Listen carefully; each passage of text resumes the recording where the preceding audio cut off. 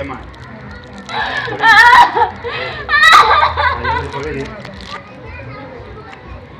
Jamani wiki yangu jamani.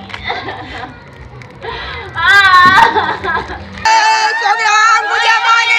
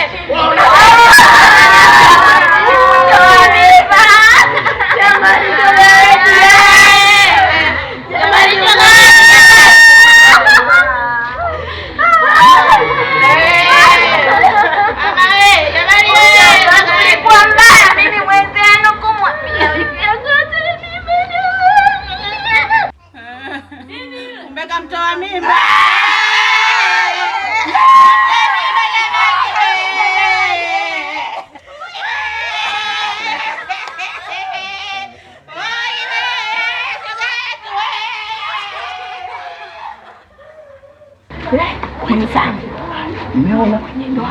Simnasema hao sijui nini mimi mbea lelele. Niliwaambia yule kikomo alikuwa mjamzito na alikuja kwangu mimi akatoa mimba, nimemkatalia. Umesema kweli. Yaani kwa nini? Au umesema kweli?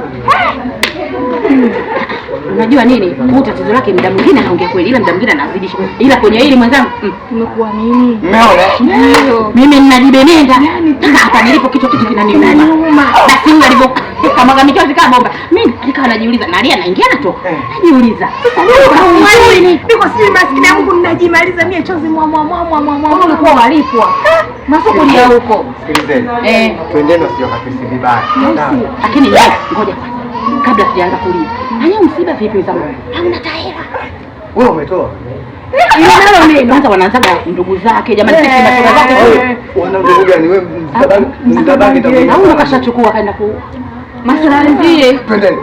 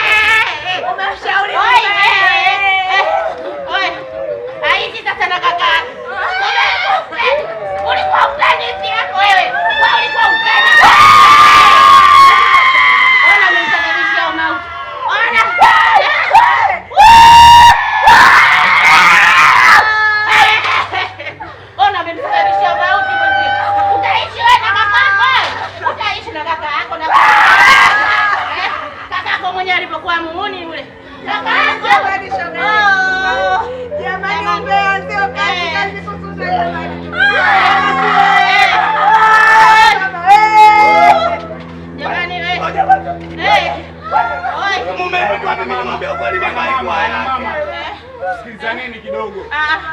Utakusikiliza ngoja kwanza. Huyu kamtoa mimba huyu ndo bana kafa. Sikilizane basi, sikilizane kwanza. Sikiliza baba, ongea mama. Hapa tupo msibani. Na kama tupo msibani, tukiendelea kulia tutazika saa ngapi? Inabidi tutulieni, tupange ratiba za mazishi. Nyinyi mmeamka tena mnamdai. Mimba ni kwa kwako ye. Mimba kumbe kwa yako. Mimba Mbe anasema kweli jamani. Mimi leo ndo nimeamini. Jamani leo ndo nimeamini mimi.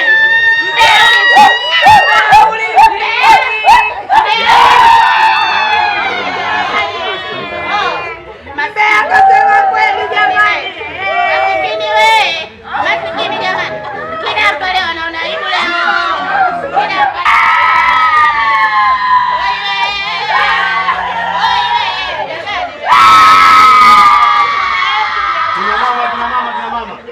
Samahani kidogo. Samahani kidogo. Umeataka kidamba. Kidamba umeataka. Samahani kina mama, samahani kidogo jamani, nisikilize kidogo. Samahani nini tukatoa mimba. Kwa mimba ni ngumu.